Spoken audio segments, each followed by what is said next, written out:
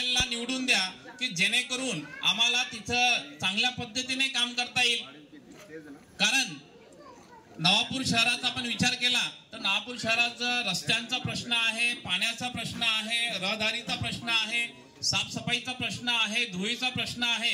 ही सर्व प्रश्न मार्गी लावायची आहेत आणि हे करत असताना आपल्याला तुमची साथ लागेल। याच्या अगोदर सुद्धा आपले जे नगरसेवक होते त्यांनी कशा पद्धतीने फक्त स्वतःच घर भरलेलं आहे तुम्हाला माहिती आहे। तर आपल्याला तसं न करता इथं आता दादांनी जेवढे उमेदवार दिलेले सगळे सुशिक्षित उमेदवार दिलेले, चांगले चेहरे दिलेले आहेत। मी तुम्हाला विनंती करतो की तुम्ही काँग्रेस पक्षाचे जेवढे उमेदवार असतील, गावामध्ये तुमचे जे नातेगोते असतील, तुमचे मित्रमैत्रिणी असतील, जे संबंधित असतील, त्यांना सगळ्यांना विनंती करा की काँग्रेस पक्षाच्या हाताच्या चिन्हावर बटन दाबून भरपूर मतांनी पूर्ण पॅनल हे निवडून द्या आणि आम्हाला नवापूर शहराची सेवेची संधी द्या।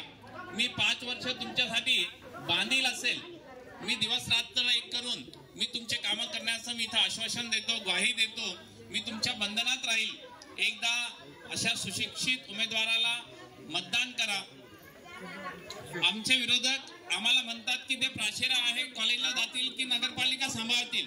मी तुम्हाला अतिशय नम्रपणे सांगू इच्छितो की मी कॉलेज सांभाळून सुद्धा नगरपालिका ही खूप चांगल्या पद्धतीने सांभाळू शकतो। मी परत एकदा सांगू इच्छितो की माझं सिलेक्शन स्वर्गीय माणिकराव दावीत यांनी केलेलं आहे। आमचे जे नेते आहेत, ज्येष्ठ नेते आहेत, सुरभसिंगजी नाईक यांनी माझं सिलेक्शन केलेलं आहे आणि मी आज तुमच्या समोर ग्वाही देऊ इच्छितो की माझं सिलेक्शन हे चुकीचं नव्हतं। माझ्यामध्ये काहीतरी क्वालिटी होती, माझ्यामध्ये काहीतरी चांगले गुण होते, म्हणून स्वर्गीय माणिकराव दादांनी माझं सिलेक्शन केलं होतं। प्राध्यापक म्हणून मी तिथं काम करतोय। माझे इथं हजारो विद्यार्थी आहेत, त्यांना विचारा दीपू सर काय आहेत। मी परत एकदा सांगतोय की माझ्या विद्यार्थ्यांना सांगा की दीपू सर कशा पद्धतीने राहतात, कशा पद्धतीने वागतात आणि कशा पद्धतीने नवापूर कॉलेजमध्ये काम करतात। दादांनी जेव्हा मला उमेदवारीसाठी विचारलं, मी दादांना नम्रपणे सांगितलं की दादा मला कॉलेज सांभाळू द्या। दादांनी मला सांगितलं की सर तुम्ही काही घाबरू नका, तुम्ही कॉलेज पण सुद्धा चांगलं सांभाळू शकतात आणि गाव सुद्धा चांगलं सांभाळू शकतात। आणि त्यांनी मला अतिशय पाठबळ दिलं आणि त्या पाठबळीवर मी आज तुम्हाला परत आश्वस्त करू इच्छितो की जेवढं चांगलं मी कॉलेज केलेलं आहे त्याच्यापेक्षा चांगलं नवापूर करेल। मी सकाळी 5 वाजता उठून तुमची सेवा करेल, एवढं मी नम्रपणे सांगतो आणि माझे 2 शब्द संपवतो। जय हिंद, जय महाराष्ट्र।